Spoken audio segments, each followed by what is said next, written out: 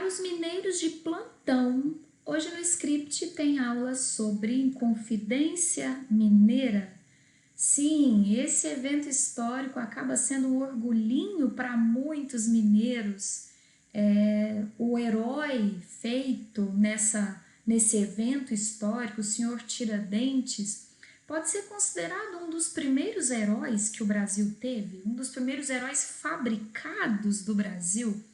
Vem comigo que você vai entender melhor essa história. Vamos lá? Inconfidência Mineira, que começou, que explodiu no mesmo ano da Revolução Francesa, 1789. Essa duração da Inconfidência Mineira não é bem exata, ela não é o que você está pensando que foi. Não foram 3 anos de enfrentamento, de combate, de revolta, de guerra. Não foi. Porque a Inconfidência Mineira nada mais é que uma revolta que não aconteceu. Isso aqui se trata apenas de planos de uma revolta, né? É bem ao estilo daquele A Volta dos que não foram, né? Bem assim. A Inconfidência Mineira foi planejada, mas não foi executada. Poxa, Jeane, mas então esses 3 anos aí se referem a quê? Se referem aos inquéritos, às investigações depois que esses planos foram descobertos, tá? Então essa delimitação, essa data que eu estou colocando aqui, não é exatamente da duração dessa revolta, porque ela não aconteceu. Essa delimitação de tempo que eu coloco para você é o tempo dos inquéritos, da investigação, até chegar no julgamento dos envolvidos nesse movimento. Acho legal a gente começar também conversando sobre o título. Você já parou para pensar o que é Inconfidência e por que esse evento, o orgulhinho dos mineiros, teria levado esse nome? Poxa vida, Inconfidência não é uma palavra positiva, não. Confidência é negativo. Inconfidência significa traição. A gente quer o contrário de inconfidente. Nós queremos amigos confidentes, certo? Então, se eu tenho uma pessoa, um movimento nesse caso, que é um inconfidente, eu estou falando de um movimento traidor. Quem será? Parece uma pergunta boba, mas é uma pergunta com sentido histórico, historiográfico, na verdade, muito profundo. Quem é que teria dado esse nome para esse movimento? Quem teria chamado Tiradentes e os seus colegas de traidores? Esse nome, que inclusive começa a desaparecer de alguns livros, observe. Você pode notar que em alguns livros de publicação mais recente é normal você encontrar outro nome para Inconfidência, que nós vamos discutir daqui a pouco. Justamente porque percebeu-se quem deu esse nome. Inconfidência Mineira era a forma como Portugal chamava esse movimento. Encaixa mais com o olhar de quem se considera traído, no caso, a coroa portuguesa, o rei ou a rainha de Portugal, certo? Os próprios inconfidentes não se chamariam de inconfidentes. Se a gente pudesse entrevistar o Tiradentes, como ele foi entrevistado, né, nos inquéritos, Tiradentes não se chamaria de inconfidente. Ele se chamaria talvez, só para te fazer pensar, de conjurado. E esse é o outro nome que começa a aparecer em alguns livros de história. Ao invés de Inconfidência, conjuração. Tem um significado isso, galera. Parece ser coisa boba, mas não é. Olha isso, de Inconfidência para conjuração. O que é conjuração, Jeane? Qual o significado, então, de conjuração? Conjuração é um compromisso feito no coletivo, eu com você, você comigo, nós estamos juntos no mesmo propósito, no mesmo compromisso. Esse nome, sim, talvez teria sido usado pelo Tiradentes. Ele se chamaria de um cara compromissado com uma causa, com a república, com a liberdade, com a igualdade, com os princípios iluministas.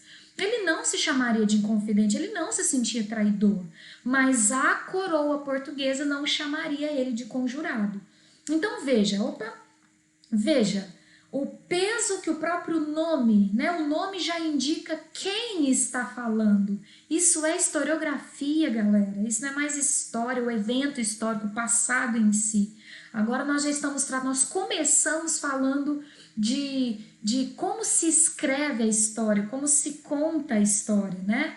Quando eu denomino um evento, eu já estou indicando de que lugar eu estou falando. A Inconfidência indica um lugar de poder, de me sinto traído. A Conjuração indica um lugar de não estou traindo ninguém, eu estou compromissado com uma causa. Já dá uma discussão, né? Esses dois nomes. Cenário desse movimento importante que marcou a história do Brasil, cujo personagem principal, que é Tiradentes, tem um feriado ainda hoje, 21 de abril, dia de Tiradentes, comemorado, celebrado no Brasil inteiro. Onde é que aconteceu esse movimento, esse evento histórico? Na antiga Vila Rica.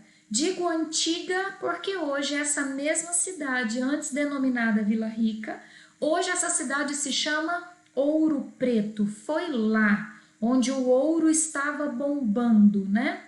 Você deve saber que nesse contexto, nós estamos então em 1789, o ouro é a principal atividade econômica do Brasil colônia. Você também deve se lembrar que muita gente, muitos portugueses saíram de Portugal, vieram para o Brasil atrás desse ouro. Costuma-se usar até aquela expressão que é questionável, mas ela é usada, a corrida do ouro, de tanta gente que veio para cá por conta desse ouro fácil.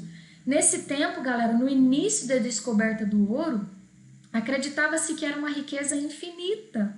De tanto ouro que tinha em Minas Gerais, isso nunca vai acabar, isso aqui é o Eldorado, nós descobrimos o Eldorado.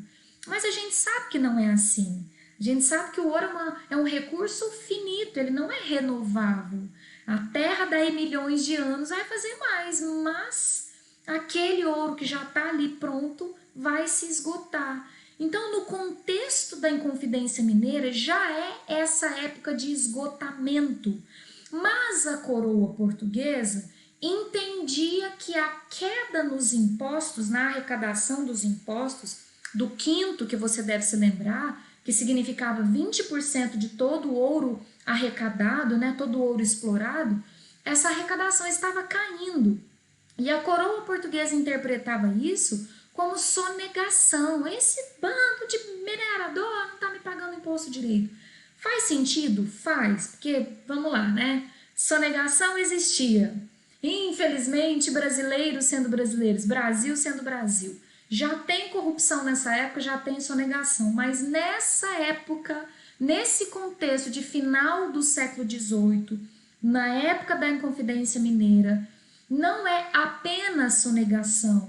Gente, a arrecadação ela era proporcional, é 20%. É o quinto. Então, quanto menos eu tiro de ouro da terra, menos eu consigo passar para Portugal. É 20%, né? Então, no cenário econômico, nós temos um ouro decadente. Vila Rica era realmente uma cidade importante nesse contexto, uma cidade capital da capitania de Minas Gerais, né?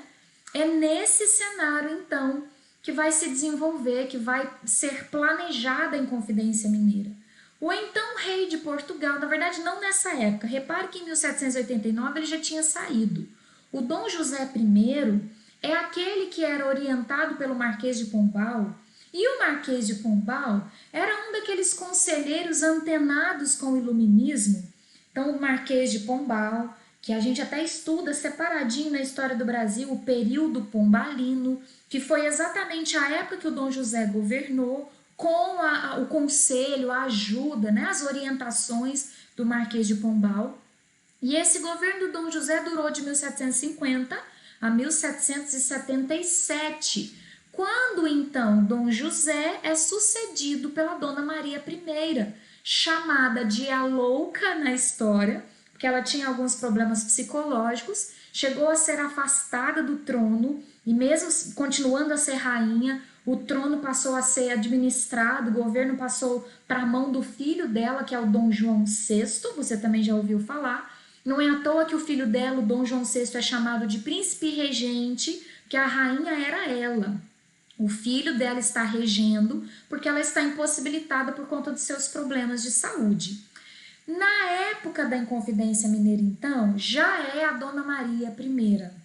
E ao contrário do Dom José, que tinha um conselheiro iluminista, a Dona Maria destituiu o Marquês de Pombal.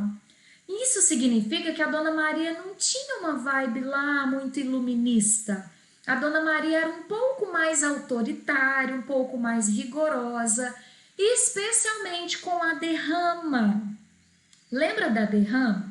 Um dos impostos auríferos, não foi ela que criou esse imposto, ele já existia.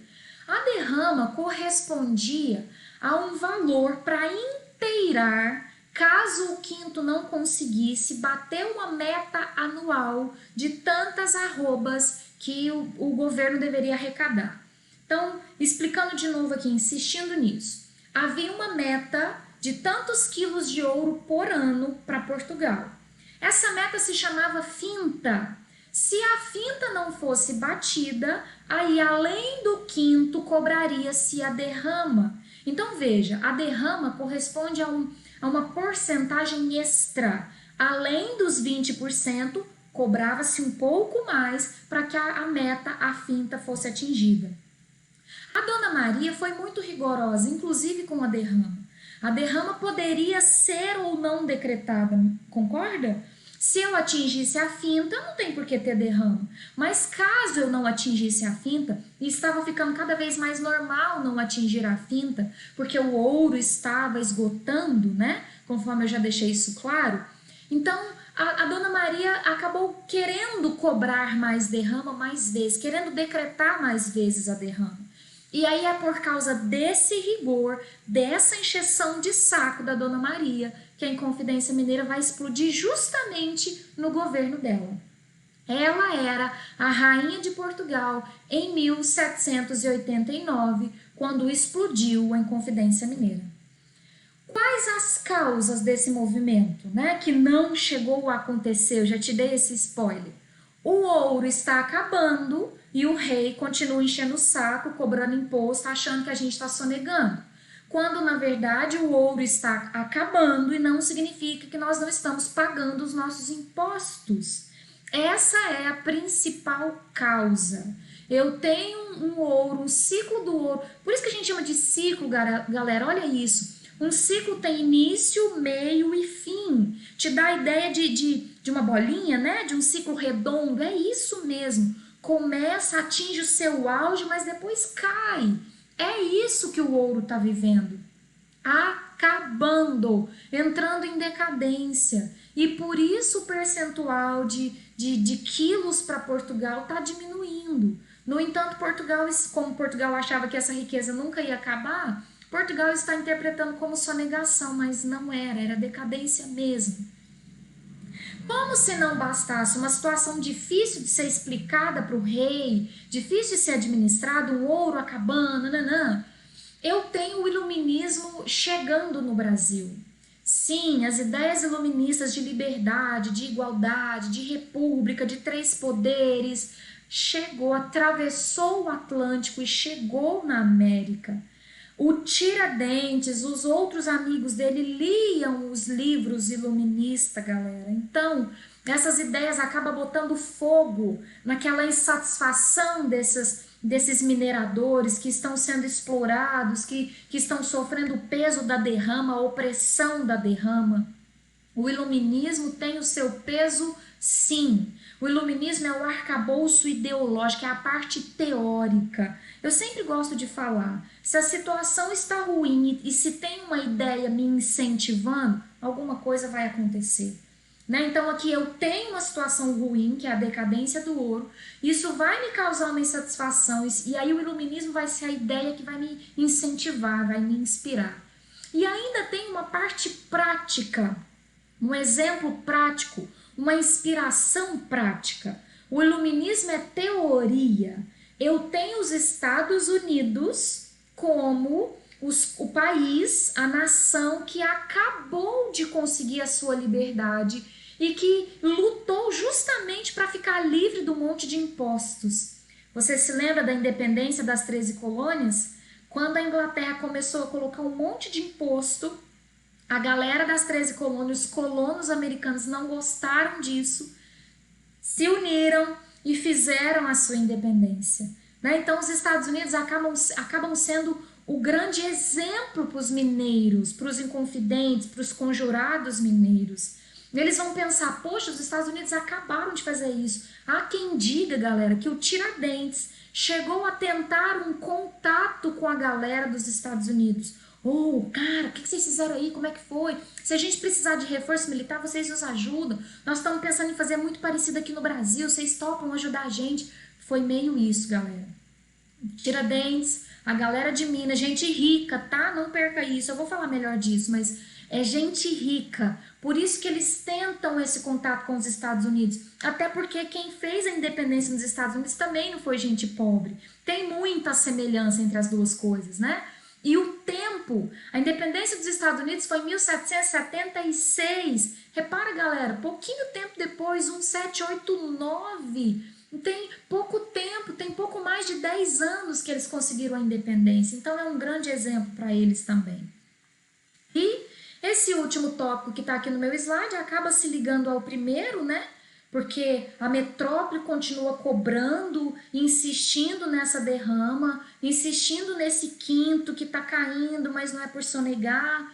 E aí estabelece a finta para ter essa meta anual, e se a finta não for atingida, a derrama. A metrópole continua enchendo o saco nesse contexto de decadência. Então, o primeiro tópico aqui tem tudo a ver com esse último.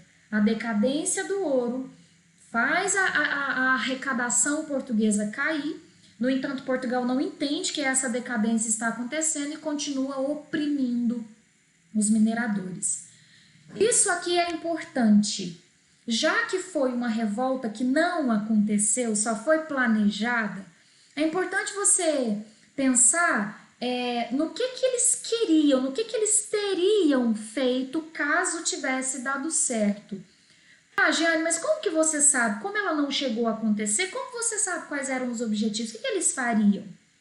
Quando os envolvidos foram entrevistados, né? Quando eles foram caguetados, quando eles foram delatados, e aí fez todo um processo judicial, de inquérito, de entrevistá-los, eles contaram, especialmente o Tiradentes, eles contaram quais eram as intenções. Então, esses objetivos aqui estão baseados na fala dos próprios inconfidentes quando eles foram entrevistados, certo? Isso aqui eles fariam caso tivesse dado certo. Primeira coisa, separar Minas Gerais de Portugal. Minas Gerais, presta atenção que isso aqui pode ser um pega de uma questão para você. Não era separar o Brasil, era Minas Gerais apenas. E no máximo o Rio de Janeiro seria convidado a se unir, que o Rio de Janeiro já fez parte, né, de Minas Gerais, já foi tudo uma coisa só. Minas, São Paulo e Rio de Janeiro já foi tudo uma coisa só, depois é que foi separado em 3 pedacinhos diferentes. E por conta da saída para o mar, Rio de Janeiro, há quem diga que o Tiradentes estava a caminho do Rio de Janeiro quando ele foi preso, porque a intenção dele era conversar com a elite carioca, para convencer a elite carioca a participar do movimento, e quando essa separação, se desse certo, né, se eles fossem vitoriosos, nessa separação, Minas Gerais e o Rio de Janeiro seriam uma coisa só, um país, uma república, cuja bandeira seria essa aqui do lado, a nossa bandeira. Estou falando de Minas Gerais, eu sou uma mineira, então o que hoje nós temos como bandeira do estado de Minas Gerais, nós temos, seria, né, a bandeira desse país, que seria um país juntando Minas Gerais e Rio de Janeiro. A capital desse país seria São João del Rei, o regime político desse país seria o republicano, influência iluminista descarada. Nesse país seriam criadas muitas universidades, iluminismo de novo, No lugar do ouro que já está se esgotando, economicamente haveria investimento em indústrias nesse novo país.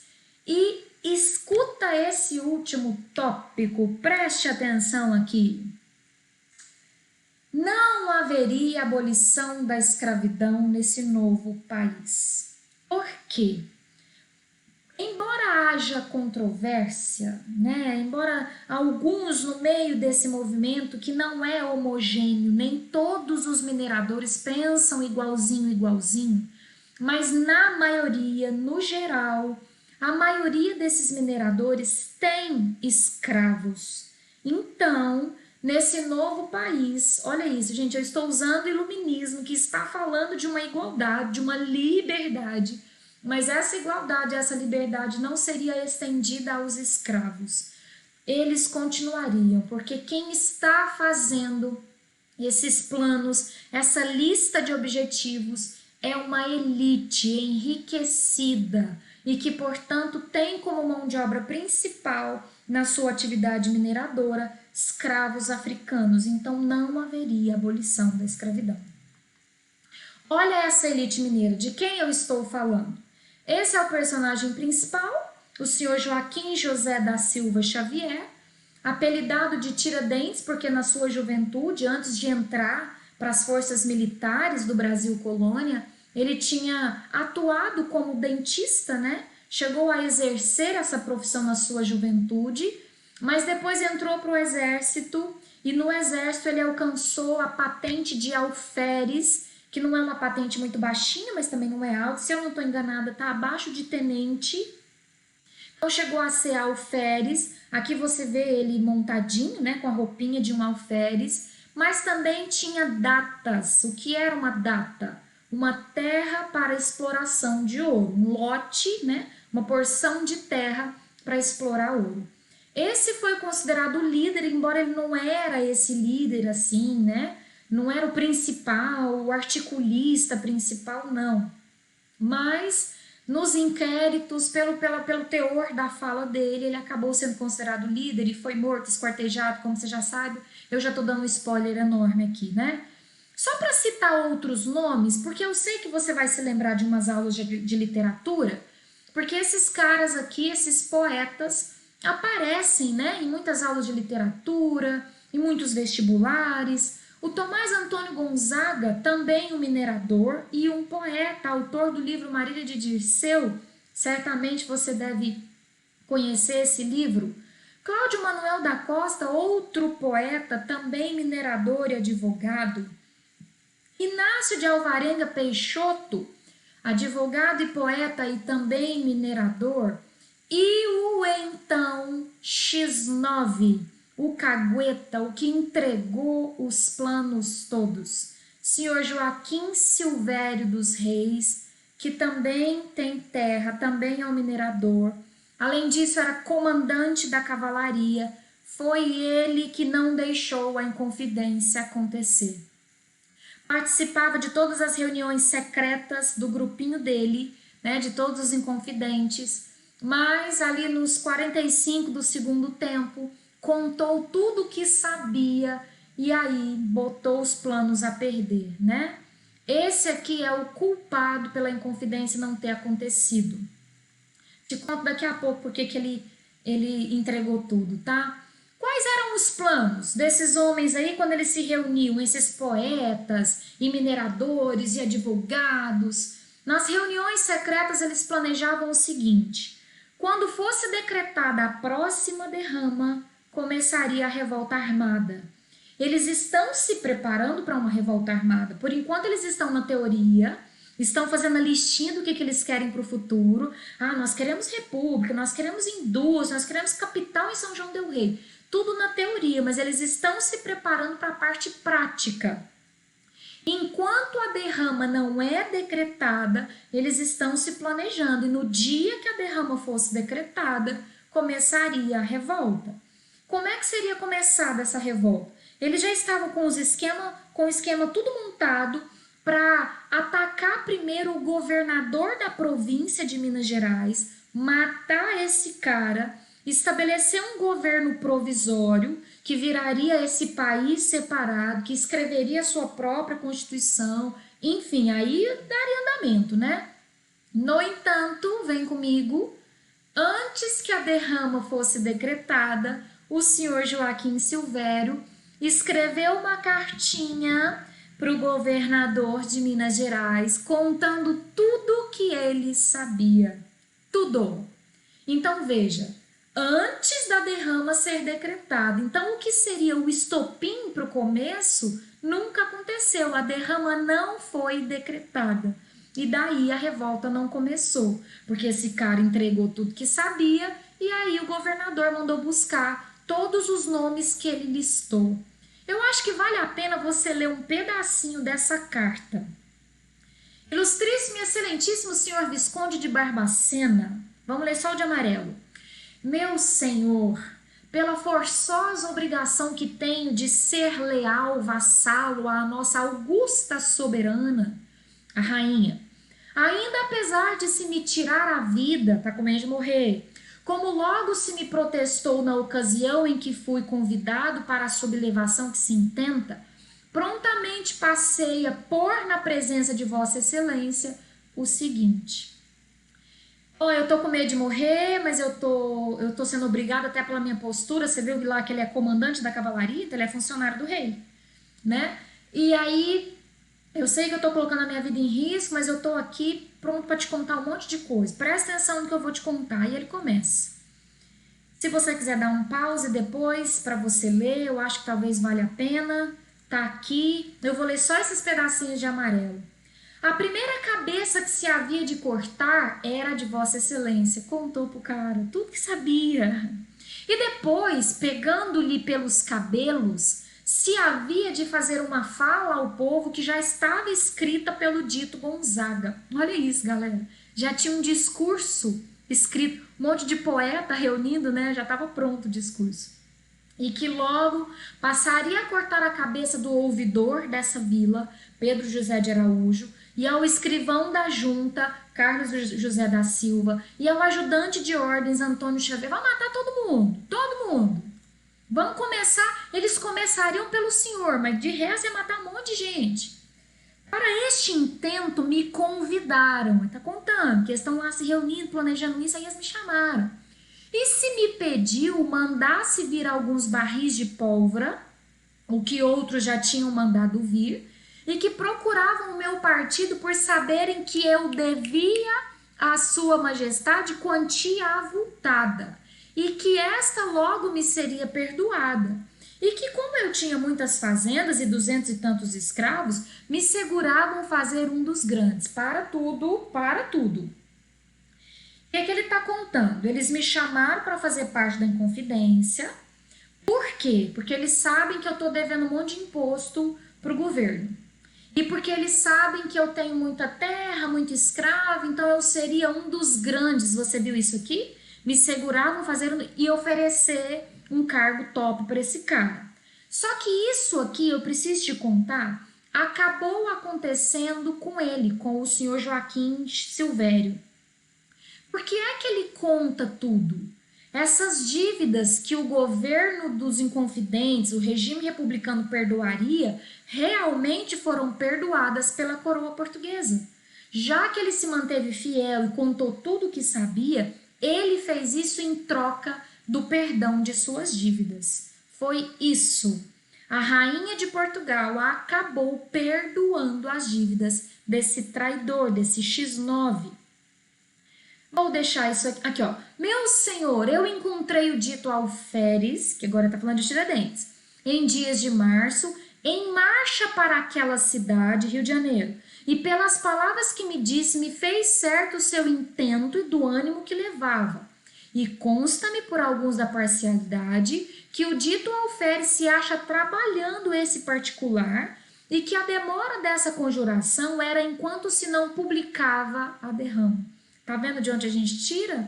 Já que ela nunca aconteceu, a gente tira do que foi falado. Ponho todas essas importantes particulares na presença de Vossa Excelência pela obrigação que tenho de fidelidade. Enfim, dá um pause aí, leia toda essa carta da delação. Galera, foi uma delação premiada. Isso que você está vendo nos jornais aí acontecendo no Brasil recente, já acontecia no Brasil colônia. Isso aqui foi uma delação premiada. O cara contou tudo e, em troca, obteve perdão de suas dívidas.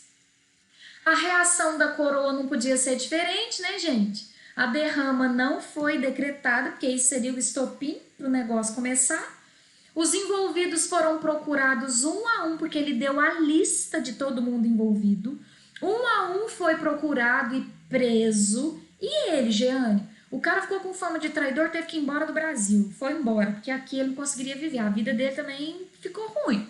Recebeu o perdão de suas dívidas, mas não ficou com uma popularidade muito boa, não.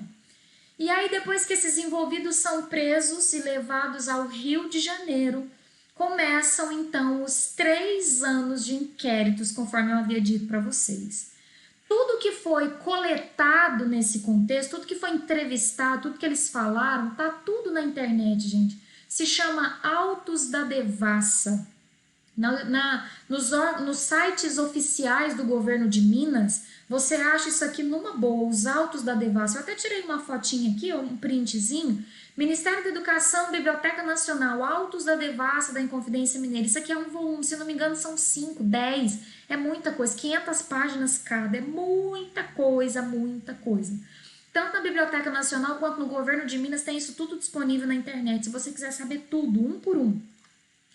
Os autos da devassa, então, como você viu na outra imagem, autos é tudo que tem de documento de um processo judicial.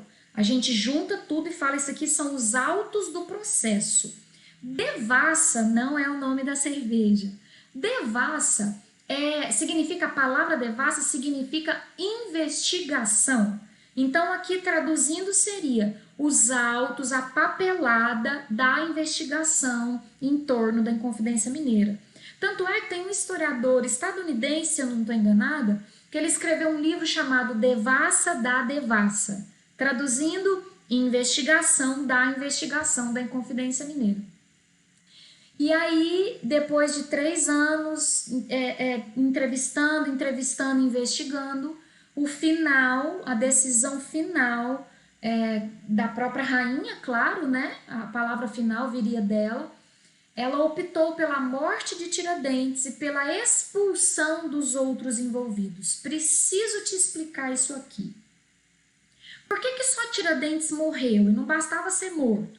Tinha que ser enforcado, esquartejado e exposto seus pedacinhos pela Estrada Real até chegar lá em Vila Rica.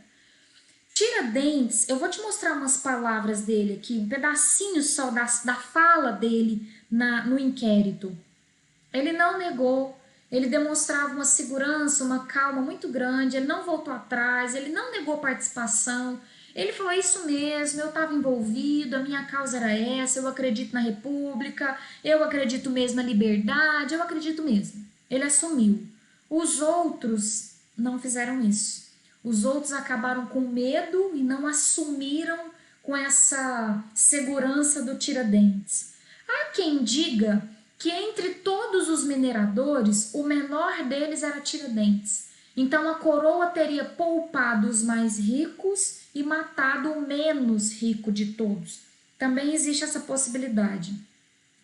A princípio, presta atenção nisso também, os outros também foram condenados à morte. Mas a rainha teve notícia que começou um burburinho, porque era gente rica, galera. Confidência Mineira não foi revolta de gente pobre, foi revolta de gente rica. Então começou um burburinho, tipo, mas a coroa vai matar esse tanto de gente rica, esse tanto de fazendeiro, esse tanto de minerador. Começou esse burburinho, então a rainha teria voltado atrás. Mata um, e por que mata um? Enforca ele, esquarteja ele, sai colocando uma perna aqui, um braço ali, a cabeça lá na praça, de frente ao Museu da Inconfidência lá hoje, né? Onde é a Praça da Inconfidência. Para servir de exemplo. Já que os outros eu vou só expulsá-los do Brasil, eu vou só mandá-los para a África, sim senhor, não é expulsar para a Europa. Eles foram levados para a África. Um eu vou matar e eu vou matar bem matado, que é para ninguém mais querer fazer isso, é para servir de exemplo, é para meter medo em outros possíveis inconfidentes. Ah, tá, e mais uma curiosidade. Se você já foi em Ouro Preto, você sabe que tem lá no Museu da Inconfidência os restos mortais. Tem um túmulo, vamos falar assim, para cada um desses inconfidentes, dos envolvidos. E aí o guia turístico te fala, aqui estão os restos mortais do senhor tananã, do senhor nananã, do senhor nananã, tá. Ó, Giane, mas eles não foram para a África? Foram, não tem desencontro aqui não, tá errado não. Getúlio Vargas, lá em 1930, década de 30, década de 40, explorando um nacionalismo, querendo falar que o Brasil teve muitos heróis, que defendiam a república, mandou buscar os restos mortais de todos os inconfidentes. Então é verdade que os restos mortais deles estão lá em Ouro Preto mesmo, tá? Lá não é fake. O que o guia turístico está te falando não é fake. A mando de Getúlio Vargas, esses restos mortais foram trazidos de volta para o Brasil. Agora, galera, só um pouquinho, só um pedacinho. Também vou te deixar para você dar pausa e ler tudo bonitinho, mas veja a segurança que o Tiradentes passa, que ele não arrega. Sendo perguntado como se chamava, de quem era filho, de onde era natural, se tinha algumas ordens, se era casado ou solteiro e que ocupação tinha, respondeu que se chamava Joaquim José da Silva Xavier, filho de Domingos da Silva dos Santos e de sua mulher Antônia da Encarnação Xavier, natural de Pombal, termo da vila de São João del Rei, capitania de Minas Gerais, que tinha 41 anos de idade, que era solteiro, que não tinha ordens algumas e, com efeito, vendo-lhe o alto da cabeça, vi que não tinha tonsura alguma e que era alferes do regimento de cavalaria paga de Minas Gerais. Parêntese, deixa eu fazer mais um comentário. Talvez por ele ser um alferes da cavalaria paga, então ele trabalha para o governo. Talvez isso aqui justifique o fato dele ser chamado de um traidor. Porque sendo da cavalaria real, a função dele deveria ser proteger o governo, defender o governo. No entanto, ele foi contra o governo. Então aqui, essa pontinha solta aqui para talvez você entender por que ele foi chamado de traidor e de inconfidente. Sendo-lhe perguntado se sabia a causa da sua prisão ou a suspeitava, olha isso, olha essa resposta. Respondeu que não. Veja, ele não nega tudo que fez e tudo que estava planejando. Mas quando perguntam para ele, você sabe por que você está preso? Não, porque ele não se sente culpado. Sacou? O que o cara tá pensando? Olha que tranquilidade. Eu imagino ele olhando, né? Não sei se ele era assim, mas olhando e dizendo, não faço a mínima ideia, por que vocês estão grelados comigo? Respondeu que não se sente culpado. E sendo instado que dissesse a verdade, por conta se ele respondesse tinha refugiado e posto em circunstância de fugir, era sinal evidente de que tinha crime, pelo qual receava ser preso, e chegando a sê-lo devia desconfiar que era por ser esse crime. Tá perguntando, você estava querendo fugir, então você estava querendo fugir porque você sabe que você tinha um crime. Enfim, dá uma pausa aqui e termina de ler, tá? E nossa última discussão vai ser sobre essa imagem que certamente você viu em algum lugar, em algum livro. Uma das imagens mais famosas de Tiradentes. Cabecinha dele lá, né, degolado, um crucifixo do lado, o tronco dele, a perna dele de cá. Veja a data dessa pintura do senhor Pedro Américo. 1893. Já se tinha passado um século da Inconfidência, e lá na época da Inconfidência, quando ele foi morto e esquartejado, ele não era herói, viu? Pelo contrário, ele era um doido, um maluco, né? Um mané, um Zé Mané. 100 anos depois, ele está sendo pintado por um pintor famoso, importante do Brasil, o senhor Pedro Américo. Na época que o Brasil já é república, já virou o Brasil república, 1893. A nossa república foi proclamada em 1889, então já estou no Brasil república. E agora Tiradentes virou herói. Agora pegaram o baú da história do Brasil, reviraram tudo e tiraram lá de dentro a figura do Tiradentes. Para quê, Jeane? Para torná-lo o herói da república. A República acabou de ser proclamada. Para que houvesse apoio à República, para que os brasileiros aceitassem esse novo regime, o governo militar, olha para você ver, ele era um militar, o Deodoro, que é quem proclama a nossa República, também é um militar. Então eles dão uma forçadinha, olha gente, esse cara aqui morreu pela República, ele já enxergava 100 anos atrás que a República era o melhor para o Brasil e ele deu a sua vida pela República. Tá vendo o processo de heroicizar Tiradentes? 100 anos depois, esse processo é iniciado pelo Brasil República. E observe o crucifixo e a própria fisionomia do Tiradentes. Eu tenho uma outra imagem que está mais claro. Veja se Tiradentes não lembra Jesus Cristo. Aqui em outra pintura, outro óleo sobre tela, outro pintor, mas pintado mais ou menos na mesma época. Essa data aqui é a data de vida do pintor, tá? Então esse quadro é mais ou menos da mesma época do outro. E veja como o Tiradentes lembra Jesus. Isso também não é por acaso. No Brasil, de uma religião predominantemente católica, se esse herói inventado, se esse herói que eu tirei do baú, Tiradentes, se assemelhasse a Jesus Cristo, que também foi um mártir, concorda? Morreu pelos seus, né? Deu a sua vida por uma causa. Então, se esse herói da República se parecesse com Jesus, essa maioria católica também aceitaria com mais facilidade. Então, veja a forçação de barra, gente. No dia da morte dele, depois de tanto tempo preso, primeiro, ele não estava barbudo, ele não estava cabeludo, certamente já estava careca e sem barba. Não é assim que os presos ficam? No mínimo de cabelo baixinho. Como assim ele está cabeludo? É de propósito, é para forçar uma semelhança com Jesus Cristo, para heroicizar a figura do Tiradentes. E é a partir daí, 100 anos depois da sua morte, é que ele vira herói e ganha aí até feriado no nosso calendário, né? Então veja, de louco, de traidor a herói. Olha isso. Olha o que a história nos faz descobrir, né, galera? É isso. A Inconfidência Mineira. Que bom que você veio comigo até aqui. Obrigada e até o próximo.